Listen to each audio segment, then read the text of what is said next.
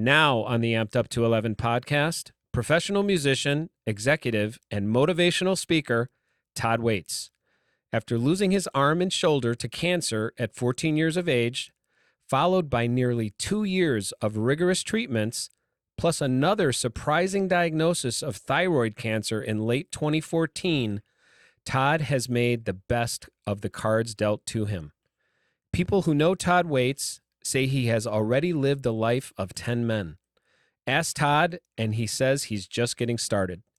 Todd inspires so many in the limb loss community and beyond.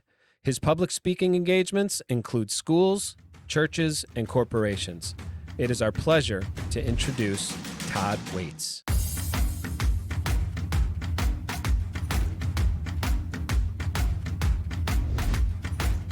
Mr. Todd Waites, how are you, sir?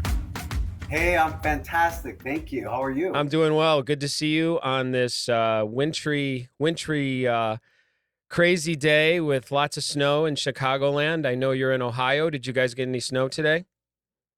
We didn't. We got all of the warnings of snow, but no snow. So I'm okay with that. Ah, I see. So one of those deals where everyone hunkers down and then realizes, oh, there's no snow. We can actually go out and do things today. Right. Yeah. Right. Yeah, it's one of those things, and anyone that's from Chicago knows that we get pounded every single year. There is no such thing as it not arriving as far as, large accumulations of snow, but we're always wondering when it's officially going to arrive, and today is the day. And it was a little day of all days. Yes, it was a little treacherous getting to the studio today, but I'm glad you're here. I appreciate you spending the time with me, and I have definitely read up on you and am so incredibly inspired by the many facets of your amputee lifestyle, given your public speaking, being a fellow musician like myself, and also being successful in the corporate world and continuing to, represent a beacon of light for so many people with limb differences that sometimes you just make it look easy, sir. Oh, wow. Well, thank you. It actually, I'll say it is kind of easy because everything I do, I'm passionate about, and that's the key. So thank you for that. Oh no, it's definitely heartfelt. And the thing that just sort of jumped off the page for me, being that I am a product of the 80s, was I read somewhere that you helped the keyboardist from Bon Jovi during a period of time when he had a hand injury. Can you explain to me what that was all about? That you helped, what's the guy's name? David Bryan? David Bryan. Yeah, you helped him in what regard? Like what was the circumstances surrounding that particular situation? Yeah. Thank you for asking. So there was back when we actually read magazines. There was a magazine called Keyboard Magazine, and being a long time keyboard player, my favorite magazine, all my heroes were always in this, and I was actually in it. This was probably 96, 97, somewhere in there. And about a week later, I was on the phone with the editor of the magazine, and he said, "Hey, look, David Bryan just cut off part of his finger doing some woodworking. And he has this big tour coming up, and he has a nerve issue because now he can't use that finger." And he connected us, and I just kind of gave him some tips and pointers and on how to play without that missing finger. And so that was really surreal, just being some guy playing in local bands, and all of a sudden was on the phone with this great player. And then we kept in touch, and he sent me a reference letter and all this kind of stuff. So Wow. Things kind of took off from there on a national level. No, that's a really, really interesting story. And, we like to find the blessings where we can. When you lose a limb, you sort of try to savor those particular moments when it would appear that this thing that is different about us puts us into sort of a space or a situation that we feel blessed and say, well, that would have never happened if I did not be put into the circumstances that I'm in right now. And, you losing a limb, at a very young age, I think your perspective is pretty important. So, did you play piano before you lost your arm? I did. I I lost my arm at 14. Excuse me. I lost my arm at 14, but I had started playing the keyboards, tinkering around with this organ we had at home. My parents had when I was 4, and Mm. started taking formal lessons when I was 7. So I had a lot of years into the instrument Yeah, by the that's time it. I lost. Yeah, that's always fascinates me too, because obviously there's some hard wiring that occurs as a musician, and then suddenly finding out, okay, I have cancer, something is going to happen where I'm going to lose my arm, and how is that going to affect all of the things that you were interested in at 14? 14, I can only put myself, back into that moment myself, 12, 13, 14. As a drummer, I would say it was definitely around that age. Although I started at 5, my parents went out and bought me the toy drum set with the paper drum heads, from like, Kmart or something. Yeah. And I messed around with that as a kid. But I would say probably in that like 12, 13 range, that's when I did, and I don't know how you feel, but I definitely had that moment of, hey, like I want to do this. This is important to me, and I want to be really good at it. So, knowing that about myself, I can't help but go to your life and think, gosh, if I had lost my right leg at 14, would I have continued that pursuit? Would I have thought, well, my right leg being the kick drum, would I have said, "Oh yeah, I can still do this," or would I have just said, "Eh, obviously drums is not for me." So, when I think about yourself at 14, now knowing that you played piano for many years up until that moment, what what was that process like for you? How would you describe that part of your adaptation as a musician?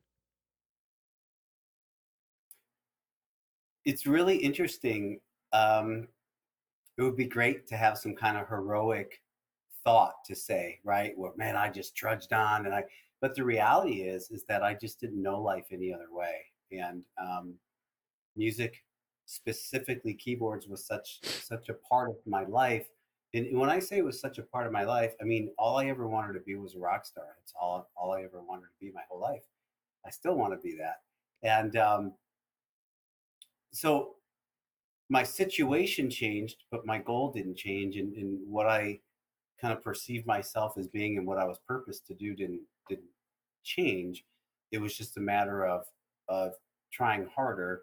And the interesting thing was I was ready to put the work in, and I was ready to do whatever it took, and it was perfect timing because um, if you've ever seen me speak somewhere, you would know the story. But um, to condense it, I learned on that big organ I was telling you about. But when it was time to buy a professional keyboard to play with guitar friends or drummer friends, it was hard to lug an organ around. So I saved up to buy a portable keyboard. And that was the thing in my life that I thought once I had that, there would be no obstacles. And the day that I was supposed to buy it was on a Saturday. And the Friday night before that was when I threw a football, my arm broke. Nobody knew why. I had no idea what was about to happen. So I bought the keyboard the next day. So when you look at the marriage of um, you're going to lose your arm, but you just got this new keyboard, was my way of, and I really feel, God's way of saying all of the chemo treatments, all of the stuff you go through, You're going to remember bits and pieces, but it's really going to be a blur because your time's going to be spent relearning how to play with the shiny new keyboard. And that's really how it went down. So it was kind of an easy transition. Now I took a bunch of music theory classes. I did all of that so that I understand the mechanics of music, which really helped. But again, I told you I'm not an orator, I'm a rambler. But that's all to say, it wasn't some kind of heroic thing. It was a natural progression in life, something that was already a big part of my life, that I just wanted to keep in my life. Yeah, and I think you're right, and you're not rambling, and that evolutionary sort of concept that I always sort of press into about how life tends to just kind of move in a way that we adapt, we change, we evolve. There's forward movement. And yes, of course, we look back and we say, oh, wow, like there was a lot of stuff that happened. But in the day to day and the hour to hour, so sometimes it doesn't necessarily feel that way. I want to talk a little bit more about the cause of your amputation. I'm a little bit fuzzy on that. So you're saying Sure. that you threw a football. Was the breaking of your arm, was that kind of like the tipping point, or did you as a child did you know like there was something wrong, like you were, let's say you were in pain or there was some discomfort, like how did that diagnosis come to be? So it was the breaking of the arm that revealed that I had no pain, no symptoms. Wow. There was none of that. So So just a normal it kid broke playing as a result of sports. a weakened bone, because of the cancer, and that's how they found it. So just a normal kid playing sports, and you go to throw a football and suddenly you're like, "Oh my gosh, I think I broke my arm." And of course, imaging is done, all of that stuff. And what was the form of cancer? What was it? The technical form, osteogenic sarcoma, Okay. it was a childhood bone cancer, Yeah. and it was rare back then. And I don't know if it's because I pay attention to the community or not, but it seems to not be as rare as it used to be. Mm. Yeah, and I think as I've gotten older, I feel comparatively to, let's say, people of my parents' generation, there seems to be a lot more transparency about illness now. Um, my folks came from that sort of culture of, when you're sick, you really don't talk about it. It's sort of like hidden away. Um, I know when I was struggling with my health, I could tell it made my parents uncomfortable. Of course, in the sense that they were worried about me, but also almost as if they were trying to protect me from judgment, because there's sort of this guilt thing that goes on. Like, Sure. like how did this happen to you? And my parents are that generation of whose fault is this, right? And I always find that interesting because I never felt that way when I got sick. And I always felt, well, this is just sometimes what happens. And Right. this is just part of my path. This is part of my journey. And um, I'm going to learn how to adapt and change with it.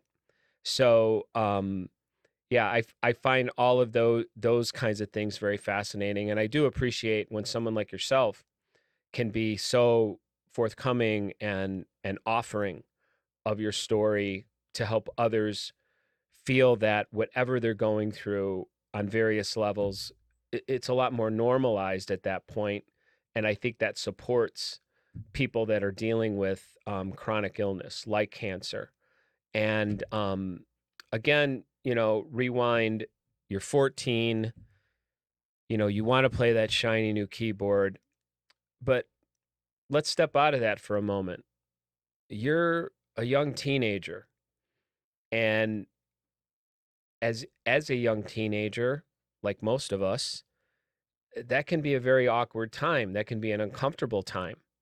And fitting in, being cool, all the things that we're trying to be, or let's say pretending to be when we're that age, because we're sort of like, I don't, there's all those insecurities, and how do I navigate friends and relationships and, all of those things.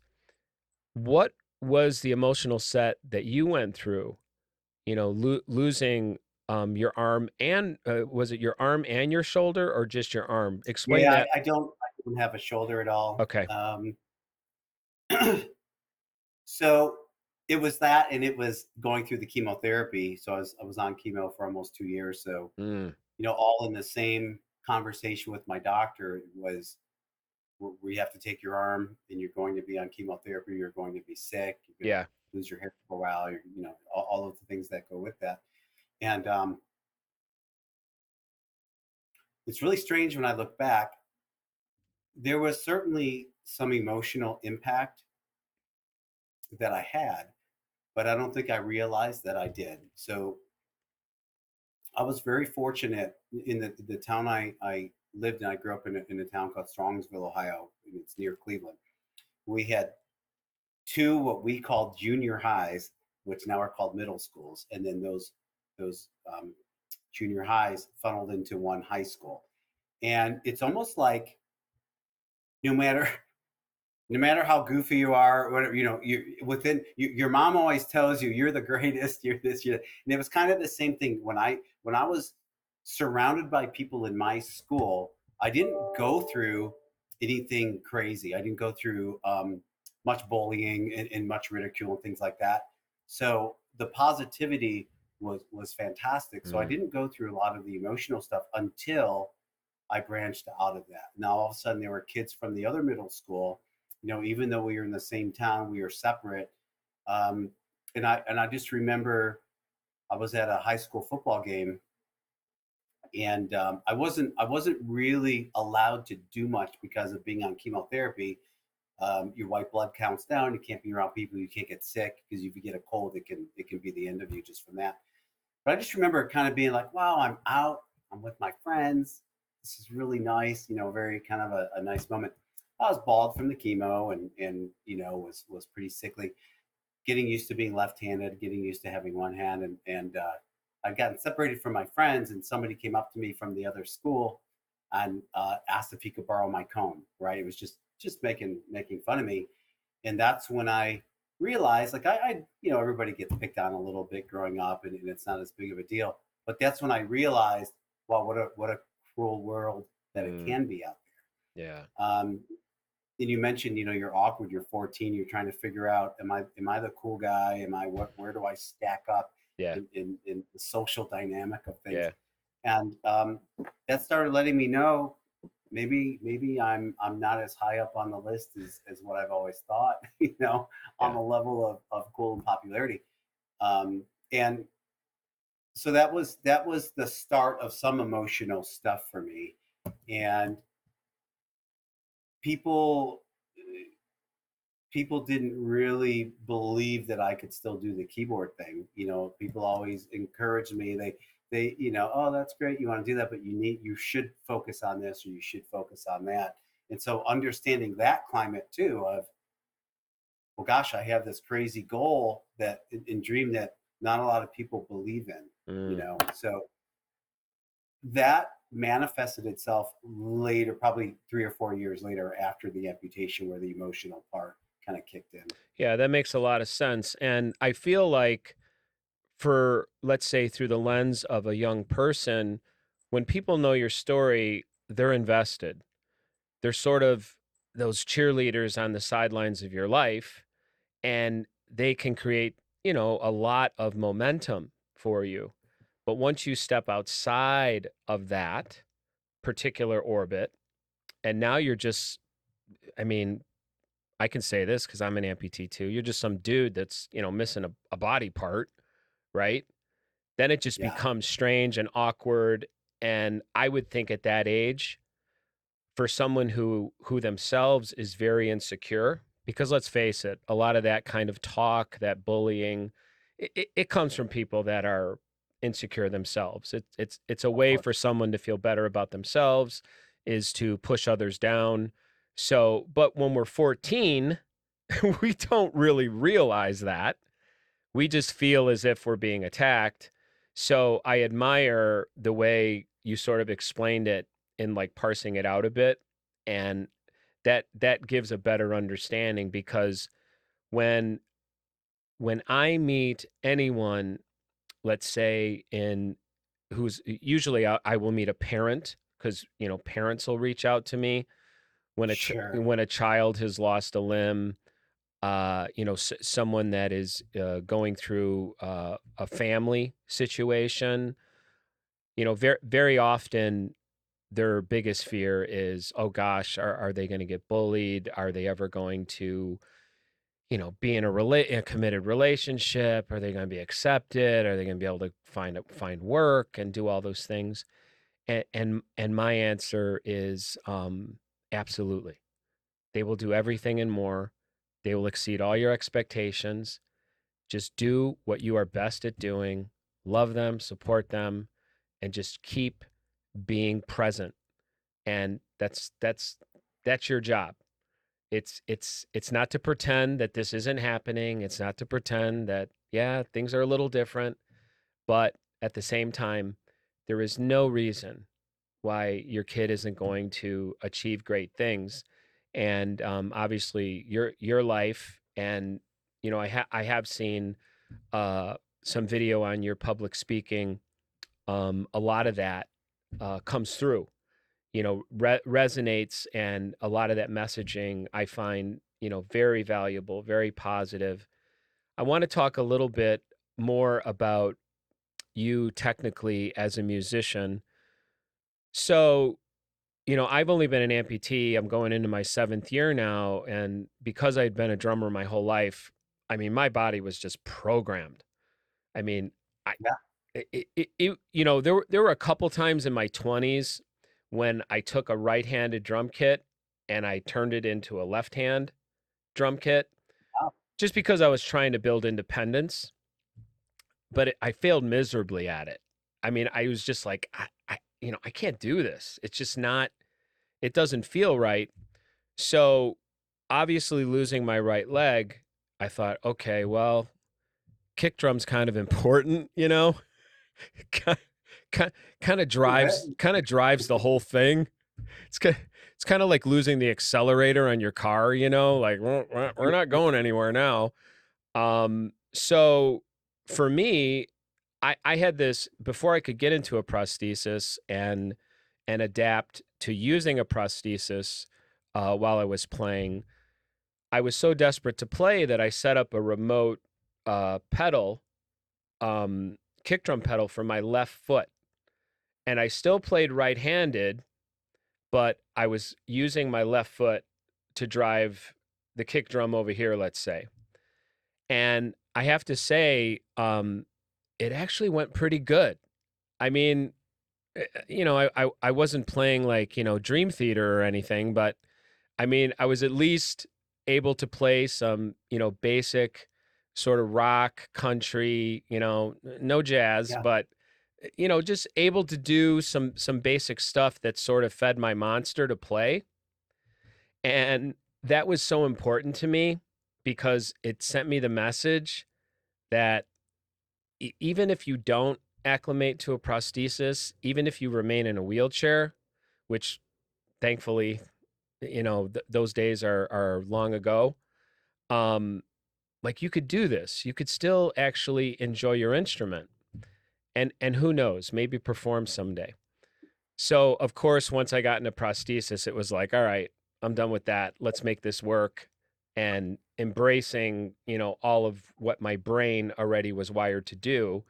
Then it was just a matter of acclimating to how it felt to kick a bass drum.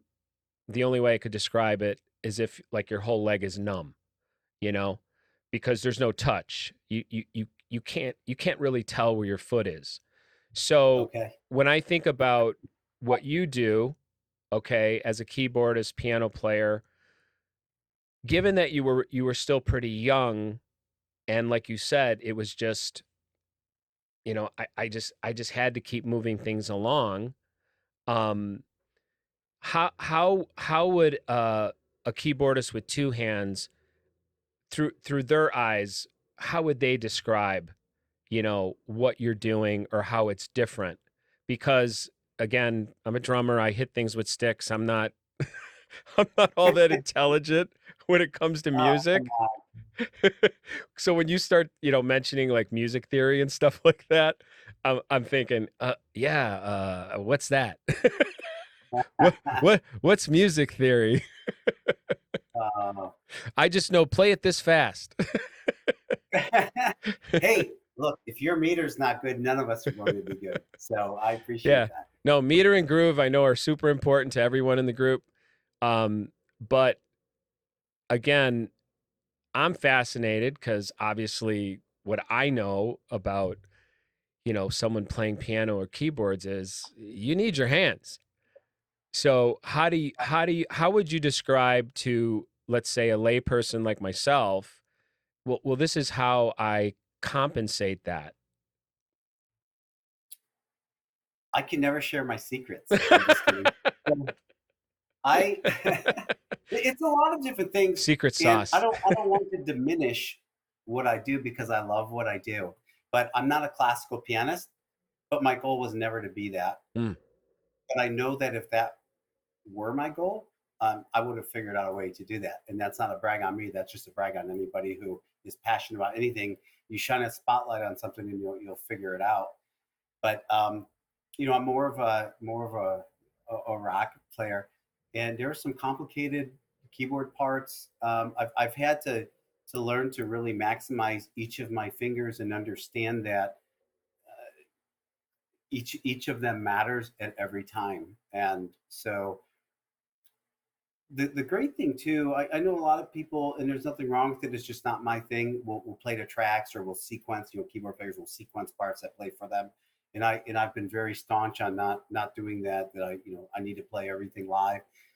But with modern technology comes the ability to do that probably more now than ever. Meaning, if you look at a piano and you look at, okay, if I have 5 fingers and I could reach an octave plus a few notes, just say, and in simple terms, I can make it so that what I'm playing with my pinky sounds like I'm playing that an octave or two lower, and Mm. that what I'm playing with my thumb is an octave or two higher. So now I have spanned that whole keyboard with 2 notes, and then whatever I do with the other fingers matters within that context.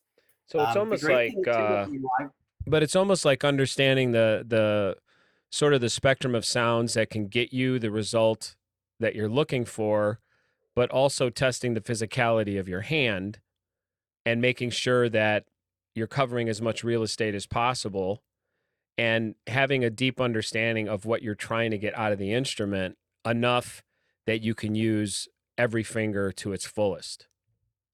correct, Yeah. yeah.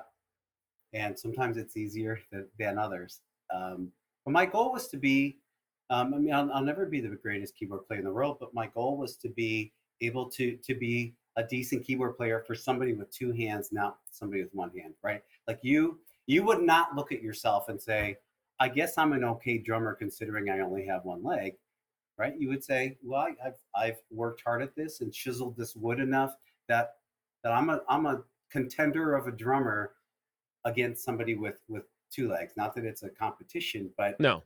that's the goal, right? Yeah. So yeah, it's just making that work, and I play. I play in a lot of bands over the years, and play with some folks now.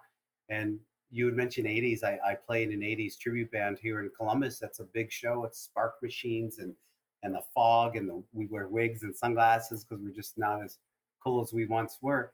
But amazing musicians, which means that what I do is just one of 5 people, right? So the niche that I fill, the bass player covers the bottom end so well, and the guitar player does what he does, and the singer does what he does, and drummer, all of that. We have a sax player, we even have a bagpiper. I mean, it's just a really fun show, and everybody does what they do well. So as long as I show up and do what I do well as a unit, it's going to be great. So if you're ever in Columbus, Rock House Columbus, come see the Yeah, show. we have a rock house in Illinois as well. I'm So familiar with them. The singer has kind of longer curly hair. He's fantastic.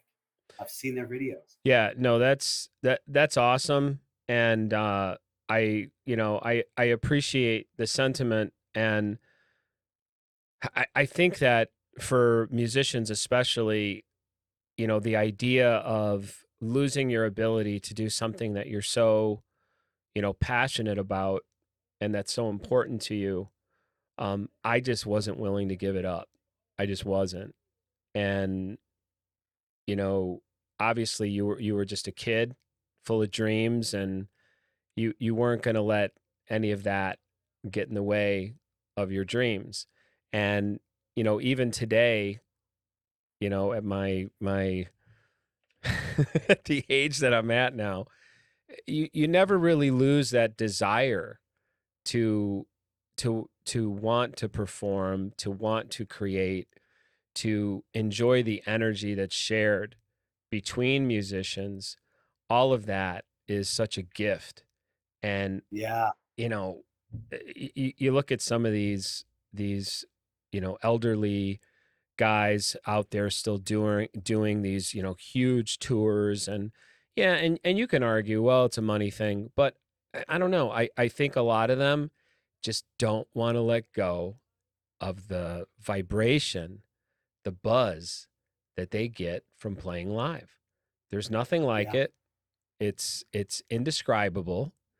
And not that I don't enjoy recording. Recording can be a really neat experience as well, but there's no greater feeling than feeling a reaction, feeling that energy from other people that are enjoying music and Right. appreciating that process, that creative process. Um, so thank you for that. I want to switch gears here, and I want to talk a little bit about your public speaking, because I know that you engage kids. I know you engage, church. I know you engage corporations.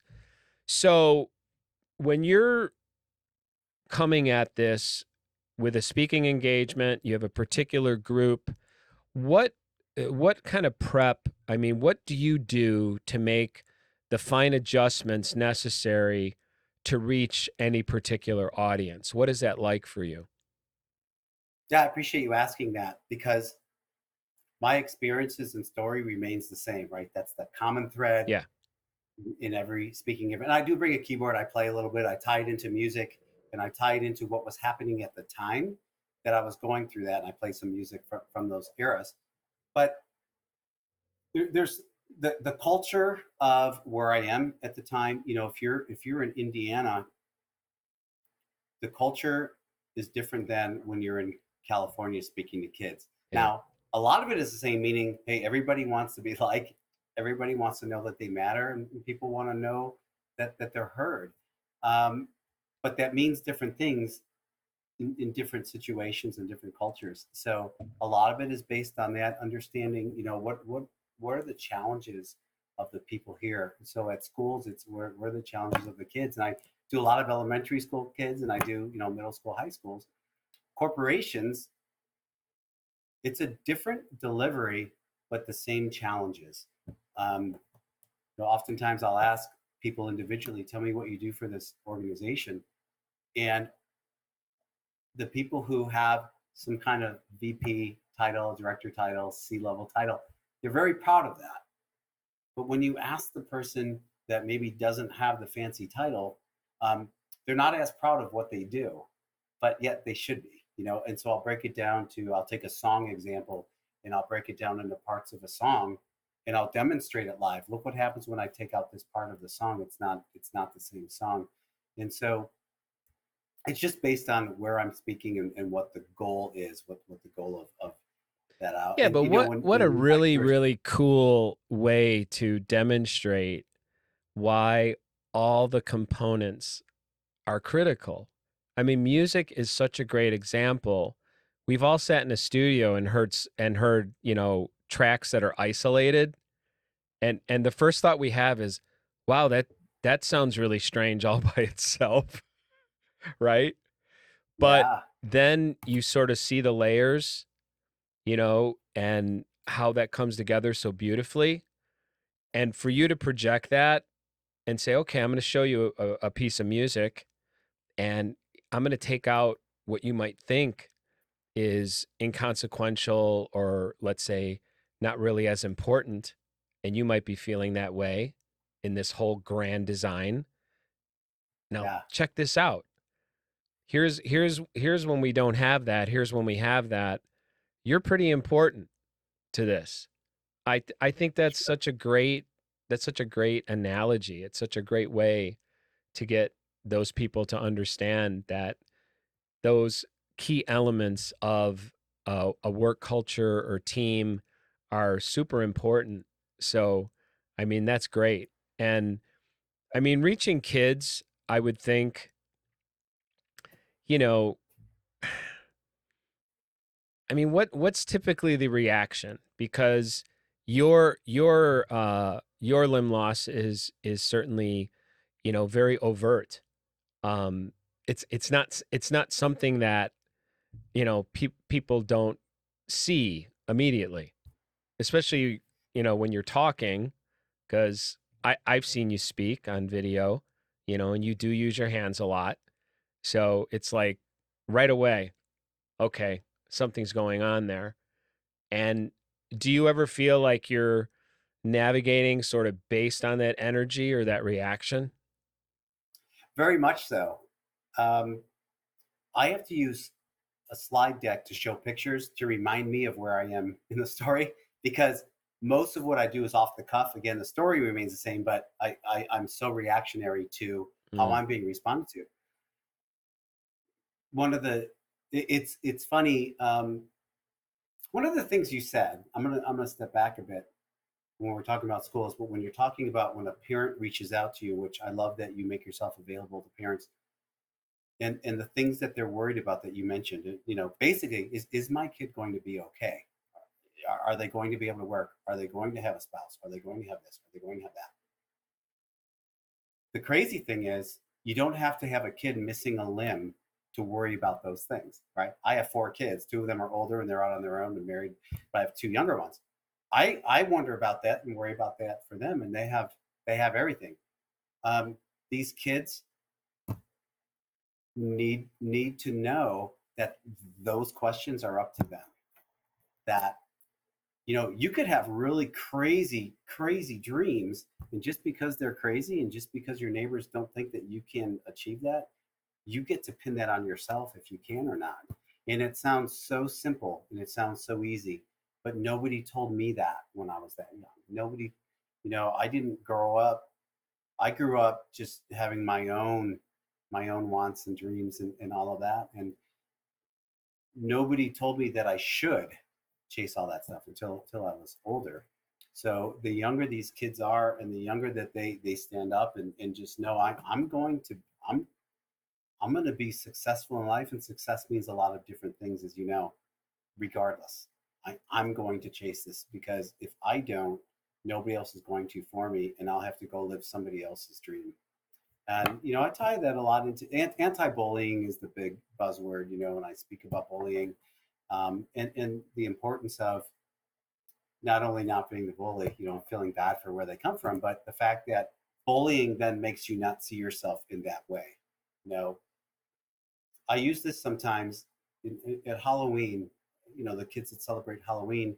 I remember dressing up as Superman, and in those moments, I felt like I was Superman. Right? Remember those days? And Oh yeah. and girls dress up as very pretty princesses, and they believe that they are those things. But then the world comes in and tells us, well, you're not that. You're not a princess. You're not pretty enough. You're not strong enough to be Superman. You're not this. You're not that. And all of a sudden, you realize what you're not rather than what you are. Yeah. And so the schools, I focus on that a lot. The middle school, high schools, I get into anti-drugs, even anti-suicide, if administrators are okay with that, because that's all part of it, and those get pretty heavy. But for the most part, man, it's 90% fun and funny. At least I think I'm funny. No, My definitely, wife, definitely great sense of humor, from the show prep that I've done and the reading I've done and some of the video blogs that I've seen. I want to pivot.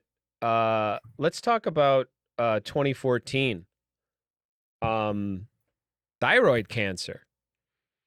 yeah, So I mean, was there any part of you that was like, what the F's going on here? There was all parts of me that were saying that. I bet. When I had cancer the first time, I hate to reveal my age, but it was in 1982 when I was 14. And that was my story of my past. That was that's what I went through. It's over. I'd never revisit that again. And just like the first time, there were no symptoms, there were no issues, and it showed up during some tests. And I went dark for sure. I mean, when I was 14 and I had cancer, I was invincible. When I had kids and a wife and people that relied on me, I no longer was invincible, and I realized I wasn't in charge, and didn't know what the future held. And they removed the cancer, which was great. I have half a thyroid now, but add to that, when they did the surgery, my vocal cord bent, and so my voice was used for so much, and I didn't really have a voice. It took me a long time to be able to say full sentences without being exhausted because my vocal cords weren't connecting. So I had to take some singing lessons and things like that just so that I had a voice. But it was a dark time thinking, now that's stripped away from me. Like first the keyboard thing could have been stripped away from me. And that was some work, to get that to be still part of my life. And now I don't really have a voice, which meant a lot of things to me. And I didn't feel well. Like the thyroid thing is a weird thing. Anyway, so it was a dark couple of years where I really wasn't me, and it took some time to get back to that. But yeah, I was confused as well. Like I didn't understand. I'm kind of a guy that I'm not that deep of a guy, but yet I always look for the purpose in things. What's the purpose of this? And I just couldn't see any purpose in it. What do you It was real feel? tough. What do you feel pulled you out of that eventually? Was it just the passage of time, as they say?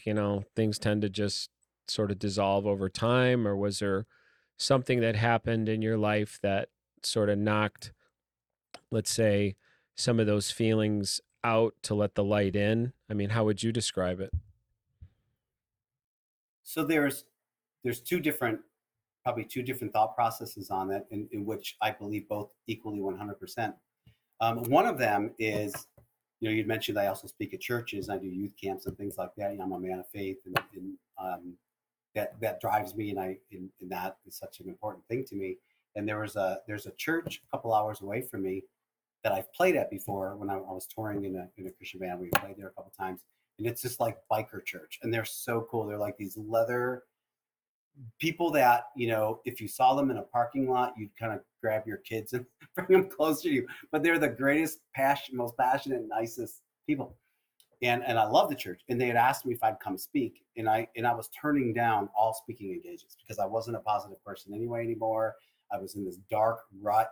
I didn't want to say no to them, and it was months and months and months in advance. I didn't even know if I'd have a voice then and all that, but I took it, and I really felt that, not to get too crazy on you, but that God was telling me, look, you go around and you tell people that when you go through things in life, that there's a grand purpose for you, and that there's this grandiose plan, and everything's going to be fine, blah, blah, blah. But there comes a point where you just start saying things because you're used to saying them, but you may or may not mean them, right? But it was kind of a reminder of, you realize you're not in charge, right? And you realize that those words you're saying really mean something. You've just kind of forgotten it because you're out in front of people, and us, you're a musician, man. We like attention. We like to have people drawn to us. I got so wrapped up in that I forgot the purpose behind it. The second side of that is, if you take out the spiritual side of it, is, holy moly, I just added a whole other story. I mean, there's a whole other story to what I've been saying, and now there's this other thing that I was able to overcome. So Yeah, no, that's I hear you there, especially myself included, in terms of multiple battles. feeling like there was definitely a period in my life where it was either, some kind of major surgery going on, or some long extended form of rehabilitation. And I meet so many people in the amputee community that will say, when does this get better? When do things go back to normal?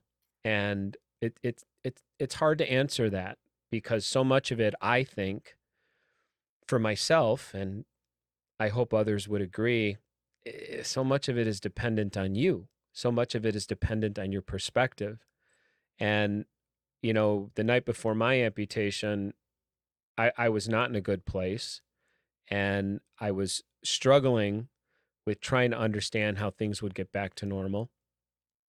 And my orthopedic surgeon was very tough love with me. He said, I don't know if you're going to do any of those things again. He said, but I will tell you this: you will do everything if you want it bad enough. And I've always carried that in my back pocket, and I always reevaluate when there is something I want to do, when there is something that I want to accomplish, whether that's professionally, creatively. How bad do I really want this? Am I willing That's to awesome. am I willing to do the work? Because if I'm not, then I need to get busy with things that really matter to me. So we have the power, um, and I just think that so much of that messaging that you're talking about is, hey, we're kind of in charge. We are really responsible for, what's going to happen next, and Yeah. how we're going to take those next challenges. And yeah, when I was reading about your story and I saw, and then in 2014, I thought, oh, wow, man, what a curveball. But obviously you're here, you're alive, you're well. Who would you say is the person, or what's the thing that inspires you when you reflect on that idea? Where are you drawing inspiration from? Well, honestly, what you just said inspires me. I draw inspiration from many places, and it's daily. I mean, what you just said was really inspirational, as I said. And I my wife and I adopted a little boy. He's 11 now, but we got him at 7. But he was homeless for the first 2 years of his life, and Mm, he came from just a horrible situation. And he's gone through so much. A lot of it that he remembers in the back of his head somewhere there. But I draw inspiration every time I see him smile, because he's gone through insurmountable amount of rejection and all kinds of. But he's the happiest kid I know, so that inspires me. Just people that go through. I feel like I haven't gone through anything compared to what a lot of people I know have gone through. So I draw inspiration from that for sure. And Everyday life, I think, is a great way to look at it. I feel that as human beings, we all have the ability to lift each other up, and we should try to utilize those opportunities as often as we can, when we can. I think it's important.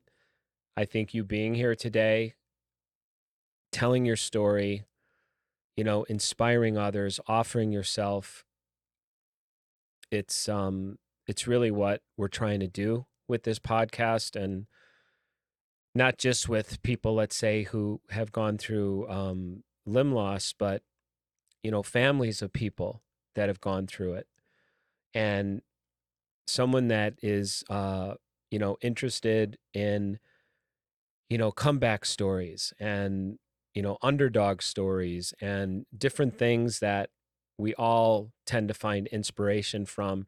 And for me, very much, it's a normalization piece, that so many of us just want to be viewed as normal. It's all just normal. It's a little, some things are a little different, but Yeah. that's okay because, we're all in this together and we all have struggle. Um, some of it you can see, but I mean, Todd, a lot of it you can't see. There's a lot going on in our minds, in our hearts that we don't see on each other, and people walk around with stress and struggle all day. It's sometimes it's not a easy world that we live in, and it can be full of disappointment. So That's a good point. hearing your story and being able to share with you, I know is going to raise up a lot of folks out there. How do you prefer people engage you, whether that's with your public speaking, or if they've watched the podcast and they just want to reach out to you and make a comment or ask a question? What's the best way to Sure. do that? Yeah, I have kind of a general website, which is just toddwaites.com, TODDWAITES.com. Or if you go to rockstarsdon'thate.com, that's my school site. That's probably my most visited site. I'm readily available to be contacted through those means. Yeah, that's great. And I had a thought before we wrap up here. Um, you know, I'm an amputee drummer. You're an amputee keyboardist. Like, I don't know. Is there, should we put a call out to the other amputee musicians out there?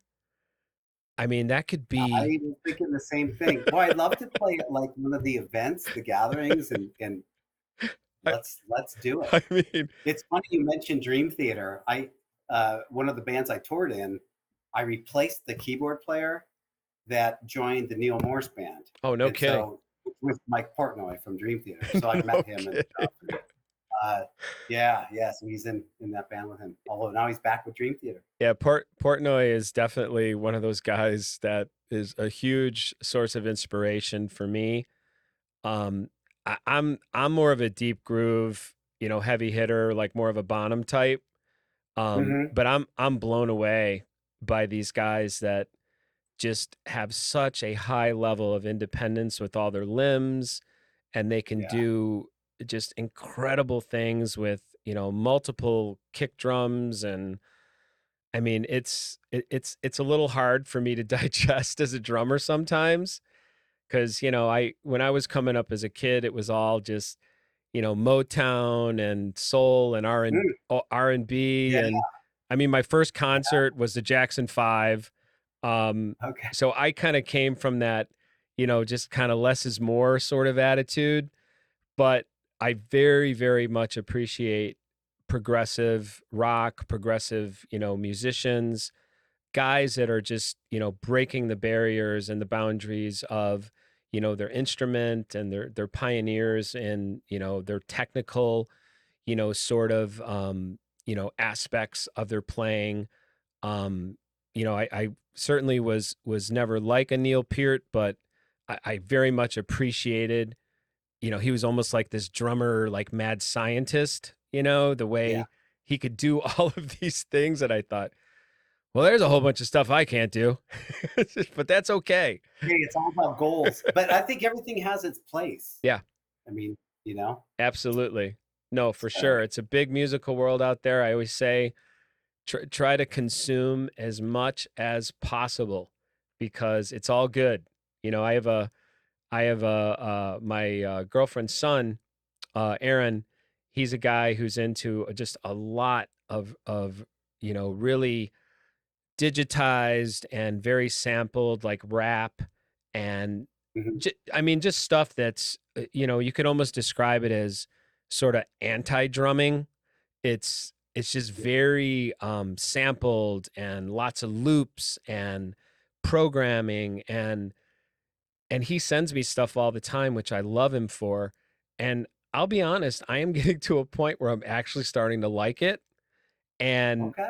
I'm able to at least differentiate what I don't like versus what I like. Whereas I think initially I was just sort of in this ambiguous space of, I don't even know what this is. Like, is this music? What is this? I don't understand. Where's the verse? Where's the chorus? It's all yeah. I'm like, where's the structure in this song, you know?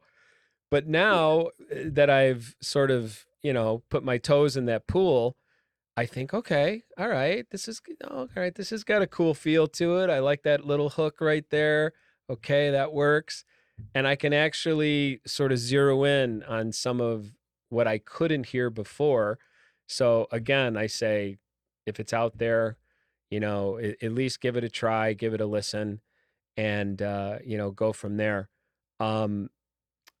Final question. How would you like the world to perceive amputees? It's a great question. The easy answer is just like you perceive anybody else. Let me give a caveat. I believe that my intentions are typically an A or an A plus, but sometimes my delivery hovers in the D minus F area, Oh, right? no. Or the E, whatever, because I love my fellow man. I'll do anything for anybody, but sometimes on the amputee sites, sometimes people come across as the woe is me thing. Yeah. And sometimes I should be friendlier about that instead of the come on, suck it up. It's not a big deal. It's a hiccup in the road. You'll live life better than you did before, blah, blah, blah. And that doesn't get embraced very well. And I think when then people view amputees, they view them as, I feel sorry for them. Yeah. While their challenges in life must be all wrapped around that amputation, and that amputation defines them. What I'd like the world to do is have people defined not by that, right? If that, like I learned not early on, but what I learned is if people are going to define me by my amputation, I'm going to make sure that my amputation is not something negative. It's going to be something amazing and positive. And so if people are going to tie us to our limb difference or whatever you want to call it, don't assume that that's a negative thing. View it as, I've been through more than you or you. But where are we? Like what am I doing today compared to what other people are doing? And sometimes at the end of my life, I want to say, I would have done more in life, but I only had one arm. Like, what's your excuse? And then I don't say that arrogantly. I say that as, and I would almost leave with this positive note, and I'm getting a little bit off track here, but amputees are not much different than anybody else in life.